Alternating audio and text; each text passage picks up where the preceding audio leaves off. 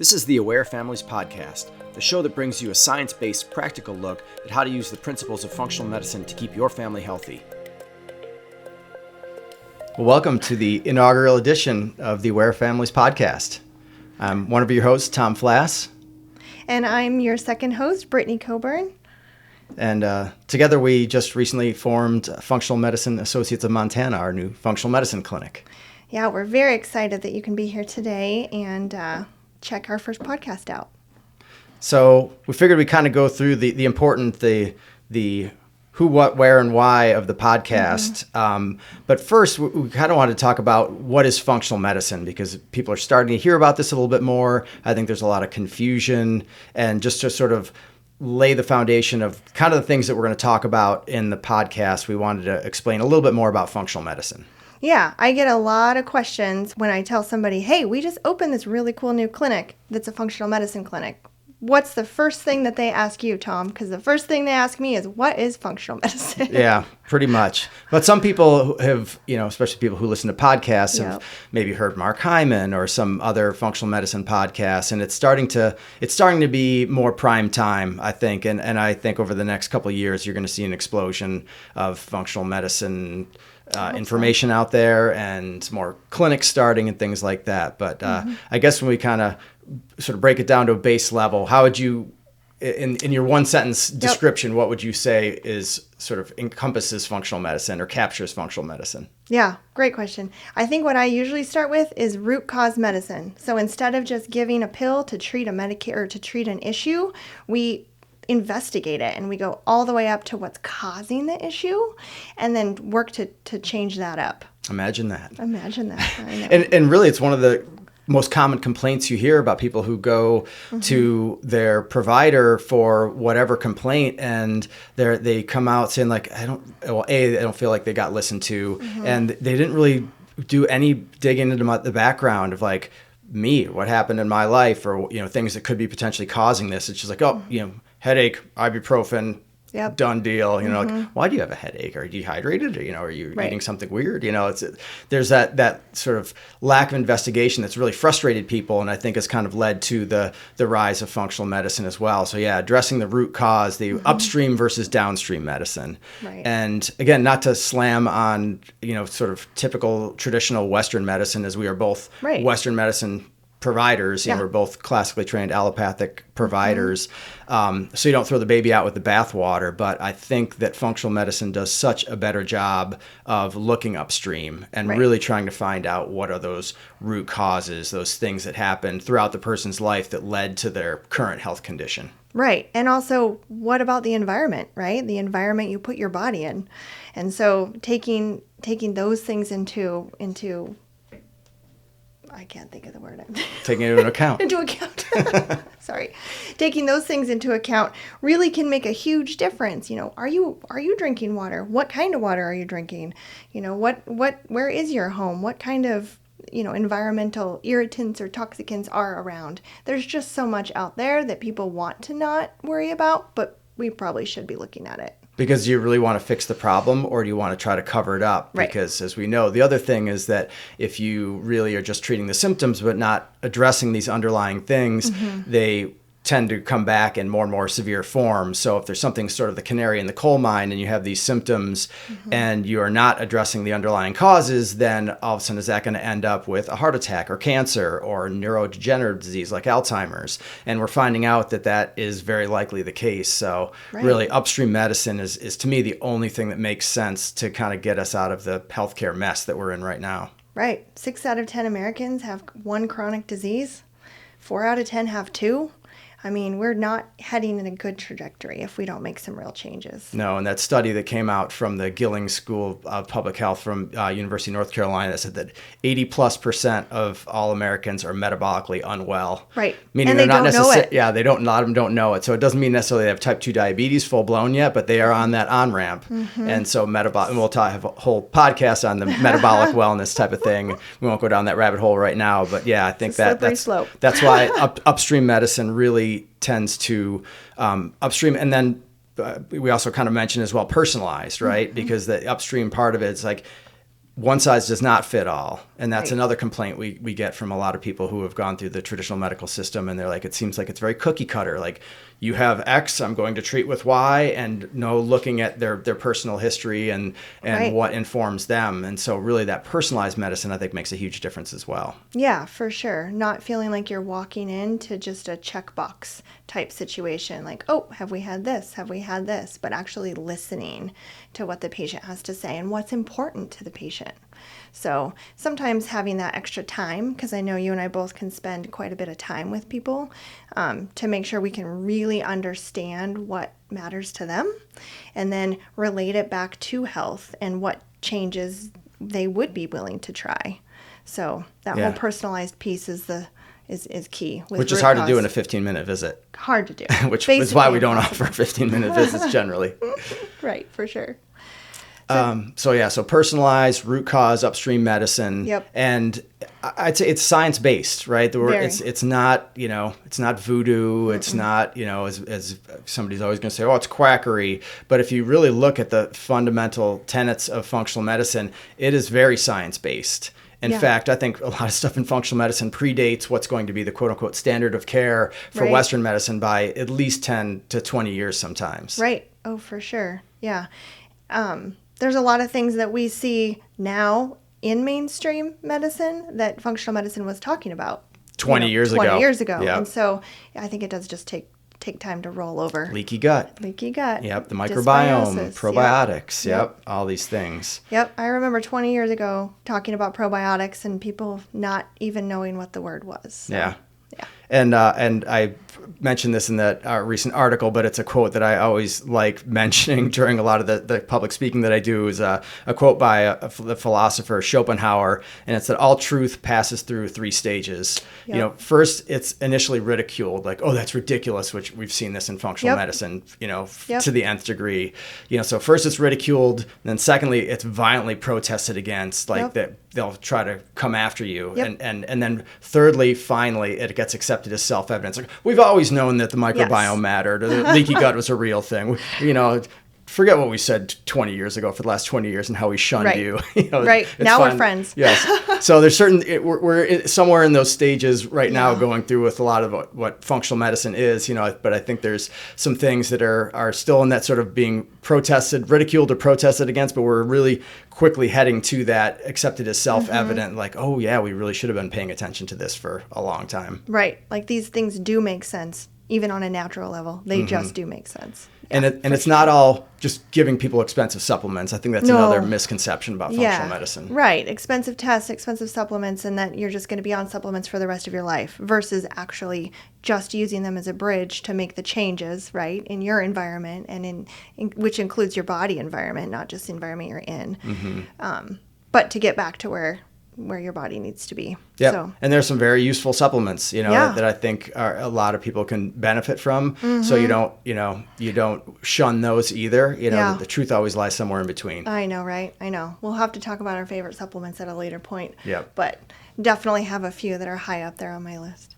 So I think that kind of transitioned us to the why. Yeah. Why did we decide to start the podcast? Right. Yeah. I think both you and I really want to take the information that we have and share it on a much broader level, right? We want to connect with patients and their families and their friends and be able to get the conversation started and have it take place on in a much larger, arena than just in our office walls. Yes, yeah. It's and just sort of, even if it just sort of cracks that seal a little bit so that people can start thinking about a lot of these topics and how they can apply them to their family a little bit more, and just start making better choices. Right. And that it's, because it does seem overwhelming. It does. But know that, I think that's the other we'll talk about too. Like, we're both parents. Yep. We have, kids either in the school age to Yep. junior high school age. So we're living it, Yeah. right? And I think that making sure that people know that it's accessible, these things are doable,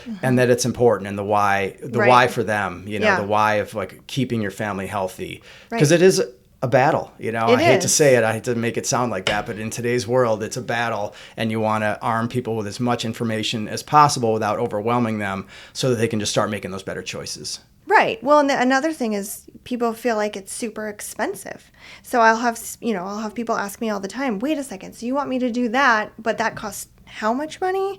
Changing my water up, just changing the types of food we're eating into more of an organic style. And, we pay now or we pay later, right? Yeah. Like we make those changes and we have some of those upfront costs now in eating healthier food or starting a garden, right? Starting a garden isn't always the easiest thing to do, but gosh, it makes a huge difference. Yeah. Versus treating the chronic disease.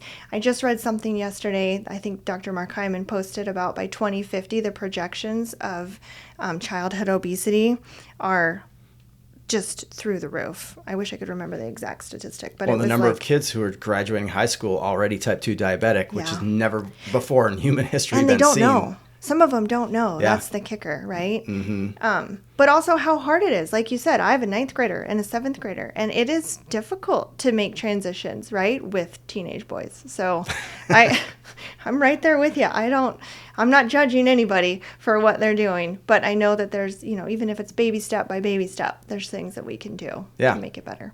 And so that's sort of also has gone into what is this podcast about, so really it's a functional medicine overview, but really more of a family accessible, not necessarily for like sort of the extreme biohacker type of person, but for everyday people who are just more concerned about keeping themselves healthy and keeping their family and their kids healthy. Right, yeah. And maybe even passing information on to their grandparents, right? Or their neighbors, or at a school. I mean, how many athletic teams could use a big nutritional overhaul, right? And so if we have people bringing this to their friends and their peers, it's going to be much more accepted than the adult professional bringing it in, I think. Or your kids listening to you. Yeah, they certainly don't listen to me. But if someone else tells them or their coach tells them, they make those changes right away. Yeah. So. And I think the other thing too is I think there are also a lot of healthcare providers, family practice providers and pediatric providers who are interested in this topic, but they're not really getting as much information. Certainly the CME, the continuing medical education or continuing nursing education that you get, it just seems really rare that good nutrition stuff is offered through that, unless you go to these functional medicine type conferences, which are awesome and I highly recommend to anybody. Yeah. But to have other information that's accessible for these providers as well, things that they should be thinking about when they're dealing with their patients and how they can apply even a little bit of functional medicine in their practice and just really push that needle forward. Right. Yeah. There's an abundance of information out there. But you're right. You have to know where to look and you have to know the right trusted source because, just like you said, in medicine, we're just constantly looking at evidence-based medicine and practice that's been proven, right? And so giving people an avenue where they can look is huge. Yeah. Trying to give information that's been filtered a little bit and also, maybe honed down to like some good accessible take-home points. Yep, right? Like those bullet point lists. Yeah, for sure. And I know we're hoping to do a little bit of that on our social media pages. So Facebook and Instagram, you can find us on there, and we're definitely posting some hot tips of the day and different things that are doable, like for a family, right? So it doesn't feel so out of reach or out of touch. It's actually something tangible that we can make a change like that day. You can say, okay, today I'm going to really work on going through my cabinet and getting rid of seed oils, and I'm really going to focus on good olive oils or something. There's just a lot of nutrition options out there that are accessible. And we're still learning, right? I mean, there's no destination. Like as we, especially as parents, like we're learning new stuff all the time. And so what I also want to do too is make sure that like as we learn, you learn, and pass it along, because it's also like there's no better way to learn something than to have to present it or teach it to somebody else. Exactly. So it'll in a good way force us to really do a deep dive on certain things, or you're like, oh, let's investigate this further and then present what we found. Right. It's sort of like a public service type of thing, but also great for us, to have that sort of impetus, that inspiration to really keep learning. Right, for sure. I know in nursing school we talk a lot about, because I mentioned I teach nursing school for one of the universities in the state, and we talk a lot about learn one, do one, teach one, right? And so you're teaching right away. It's one of the things that you start doing, and you will learn very, very well when you're I don't know if that works well for a heart transplant, but Maybe for other not. things, for other things, it probably works pretty well. Hopefully we won't be getting into that. Yeah. But just because you're getting to know us, I figured this would be a good segue into having you hear our stories, because I think that really informs who we are as providers and how we got to the point now where we started this functional medicine clinic. So, Brittany, why don't you kind of tell your story? And I don't know if you want to start with kind of your health journey and how that was informed, I guess both time-wise and where your path headed with ending up at functional medicine. Right. Yeah. And it has been a journey. So that is a great way to describe it. So I would say, honestly, everything for me changed after I was pregnant. My first pregnancy went pretty well, not much of an issue. My second pregnancy definitely was more difficult and ended up on bed rest. But then afterwards felt terrible. Right. And so it wasn't this, it wasn't an emotional thing. It was like physically, I would stand up, felt like I was going to pass out, didn't really recognize what all was going on, right? Didn't recognize myself, that my heart rate was jumping 40 points. Like, just didn't see the things because I was worried about my baby, right? My brand new, perfect little dude. And so it did take a little while to recognize that, hey, I'm not really bouncing back like I should. And then over the next 2 years and seeing probably 7 specialties before I ended up in a functional medicine practice and figured out where I needed to make some changes. And where were you in your career at that point? Yep. So I was working as a family nurse practitioner. I'd been working for about 4 years, all doing family practice. So very mainstream medicine. Loved the group I work with. I worked with them for 14 years. They're amazing. So it's not like you were an outsider. No, to medicine by any stretch of the imagination. 100% should have known something, right? And I did. I went to gastroenterology, cardiology, internal medicine, dermatology. The allergy asthma specialist actually helped me a ton and diagnosed me with a mast cell disease, which now, we talk about a little bit more, but I'll tell you, 10 years ago. You were an early adopter. 10 years ago, that was not a thing people knew about. Yeah. So, but even then it was like, okay, here's 4 or 5 medications to take every day forever. And I thought, wow, that's heavy. I don't know if I can do that, right? Always a questioner, always needing to know more about the why and what's going to happen long term. And so anyway, started diving deep and saw somebody who practices functional medicine. And she really, really helped me I did an elimination diet, right? Turns out I can't eat eggs. Who knew? So elimination diet, made some major food changes, really revamped my sugar intake, my carb intake. Because, I had just had a baby. I was eating bagels and cream cheese or whatever to get that caloric intake so that I could breastfeed the baby. Oh, yeah. Gluten, dairy, all the great stuff, right? That I maybe didn't need at that point. Anyway, so did that, had not much for supplements, very basic supplements, but really got my life back. So I had lost a ton of weight and this just helped me kind of reset. And then the journey just continued over the next 10 years. Yeah.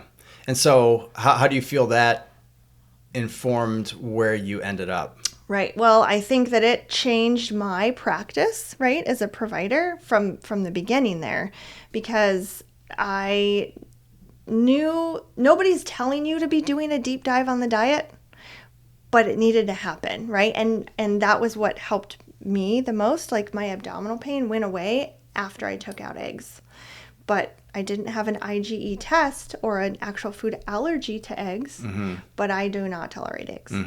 So it was kind of one of those weird things, which I don't, here we are. Yeah. But it did really change my relationship with chronic stress, food, exercise, getting outside and being exposed to the light and the environment, spending time with friends, doing all of those good things. Like, it really proved how important that is to me, which then allowed me to bring that to patients in my practice. And so I tried to do that for the next, decade until we've opened our own practice here.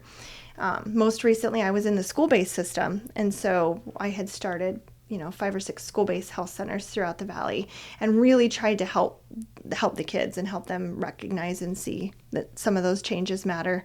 But yeah, so anyway, looking forward to continuing to do that on a much broader level, and really just share what I've gone through and share my knowledge with everybody else. Yeah. And then at what point did you start taking actual coursework in functional medicine? Well, ironically, I took a little bit right away. So like 10 years ago. But then it's been in the last 3 years that I started the IFM program. So, which is the Institute of Functional Medicine. So, yeah. Which we've both taken our coursework through. I recently completed my coursework through, so. Yeah. What about you? How about your health journey? Oof, it starts a long time ago. So I think everything where I ended up really started with my experience with GI issues, which I guess not ironically enough is why I ended up becoming a GI doctor. But so starting probably, at least junior high, high school, I just had my guts were a wreck. So, it's funny because like some people, when you look in their back pocket and they have that little ring where they were like having, chewing tobacco thing kind of stuffed in there. Yeah. I had a thing of like either Tums or Pepto-Bismol shoved in my back pocket all the time because and went to our family doc or whatever, and he's like, oh, it's nervous stomach, kind of the typical blow off thing, and no discussion of diet, no discussion of any of that stuff, microbiome or, and so I just sort of had these on and off, and it would kind of wax and wane, but sometimes really derail me and just feel awful. I couldn't put on weight and the whole 9 yards. And it really wasn't, and this is even after, so I got an undergrad degree in nutrition from Cornell, and, it was a lot of good nuts and bolts training, but really didn't kind of go that next level because it's not, you're really learning the biochemistry and things like that, which was all cool. And I kind of was working in that field in various capacities. I hadn't kind of come back around to medical school yet. And I, at one point, moved out to Colorado and helped start up a nutritional supplement company, and ended up working with a really prominent naturopath and MD who ended up becoming one of the leaders in functional medicine, Bob Roundtree. Yeah. And, I was talking about my gut issues, which was still, even though I was quote unquote healthy, I was still having a lot of issues. Yeah. And, nobody had talked to me about gluten at that point. Nobody had talked to me about the gut microbiome or anything like that at that point. And the elimination diet thing came up, and they're like, not sure exactly what's going on, but try this and see what happens. And it was probably the most powerful experience of my life. Yeah. And I tell people, like, if there's any thought, it's not easy to do. No. And I don't know if you went through this, but I went through food withdrawals. Oh, and bloating. I remember feeling way pregnant again.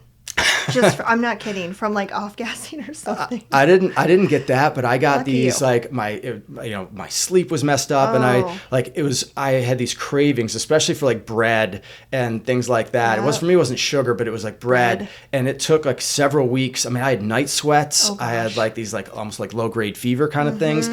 But I was eating like vegetables, fish, rice, like super, and I knew it was a super healthy diet. And I'm like, why is my body freaking out like this when I am eating? I should be getting everything I need. It's a super healthy diet. Yeah. And so I just knew enough, and with support from these other guys that I was working with, like, I'm going to stick it out. And then somewhere between that 21 and 28 day mark, I broke through the other side. Yep.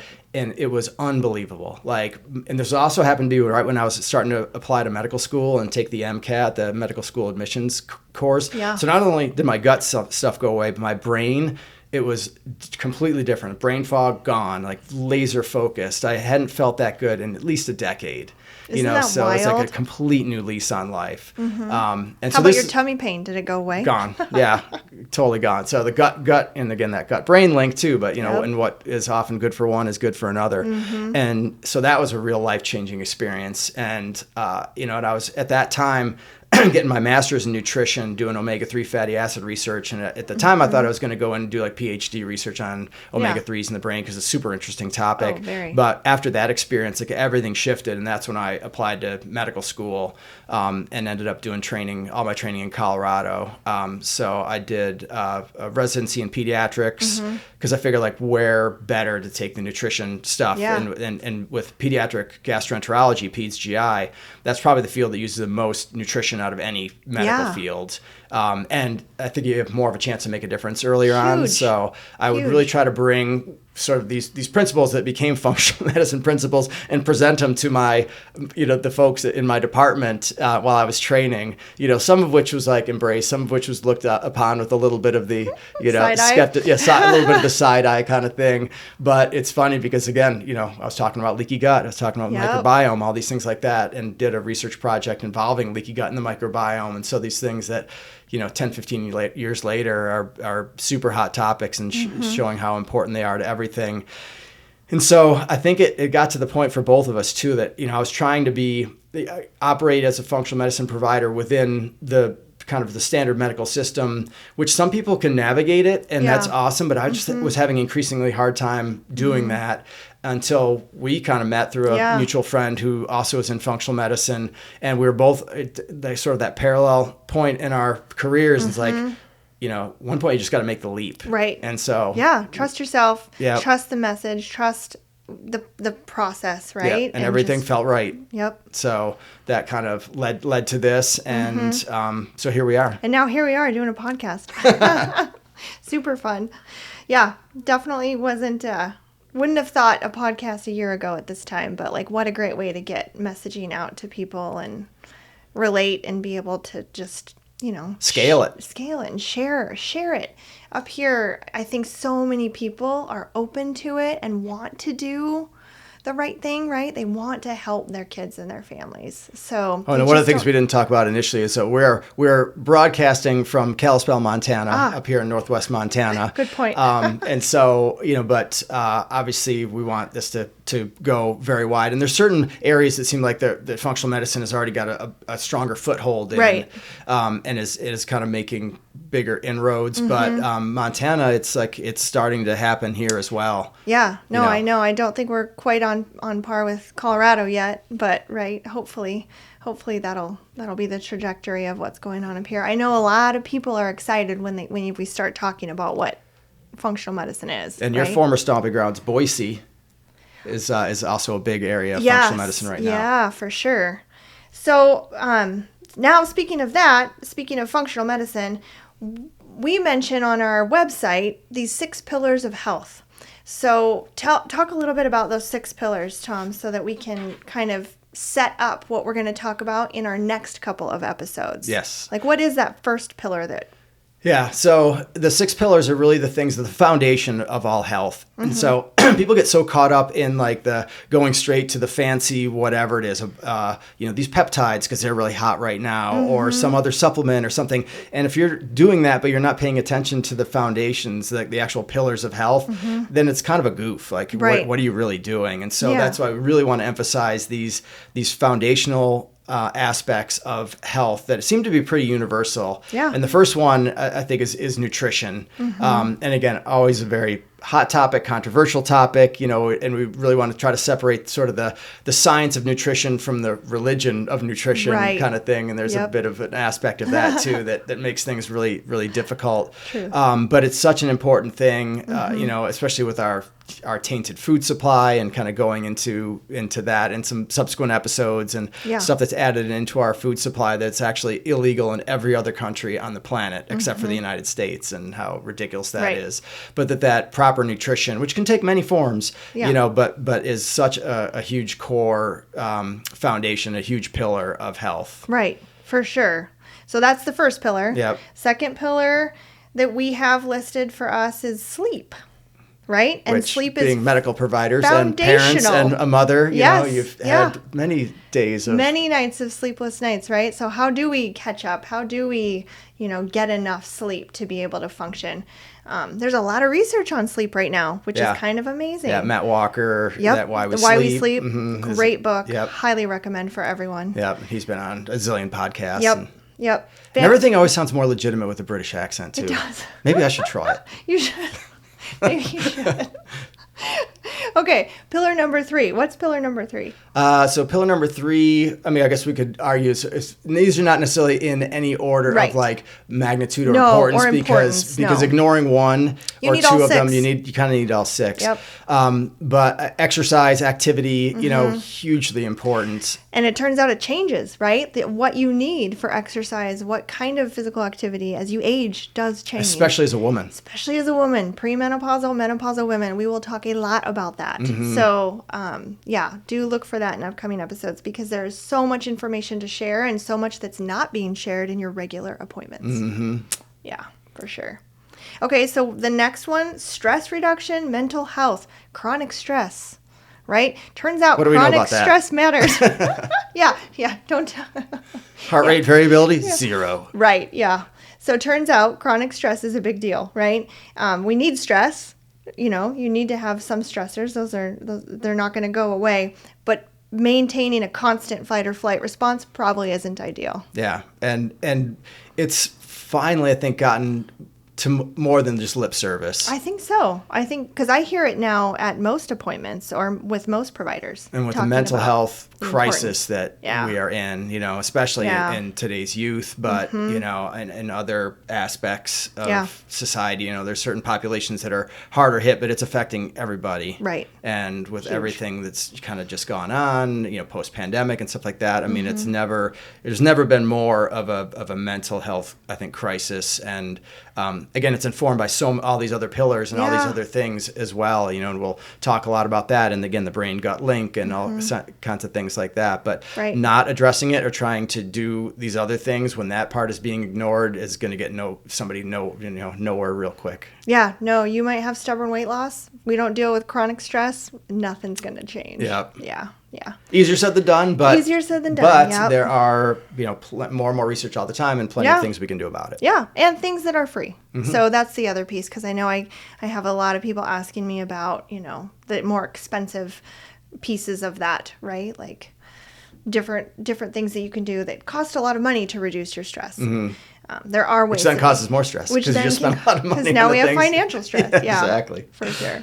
Okay, so then another one we have listed is connection and community, which this one always has people asking me why. So what's your best way to explain when they ask you why? I mean, I think it ties into the mental health piece. For one part of it is that having a community really will help lower your cortisol and your stress levels, and just sort of people to bounce ideas off of, so you're not kind of living in this little vacuum, and just sort of energetically. I know that sounds a little woo, but just that sense of support. Yeah. And I think it really tied in with that as well, I think is that sense of purpose, which can also come from that as well, because that's, if you look at the happiest people on the planet, they're people. Give. Yeah, they give. They're people who serve others, Yep. and they could be dirt poor, but Right. if they can find a way to be useful and this, especially as we age, the problem with like a lot of aging, not just Americans, but everywhere, is if they are tied in with the community, and that can take multiple forms, but then allows them to kind of still be of service and be of use to Right. others. That positively affects everything else in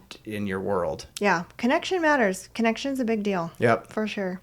Okay, and then the last pillar we really talk about is being exposed to sunlight, being out in nature and getting some actual environmental exposure each day, right? And how important that is.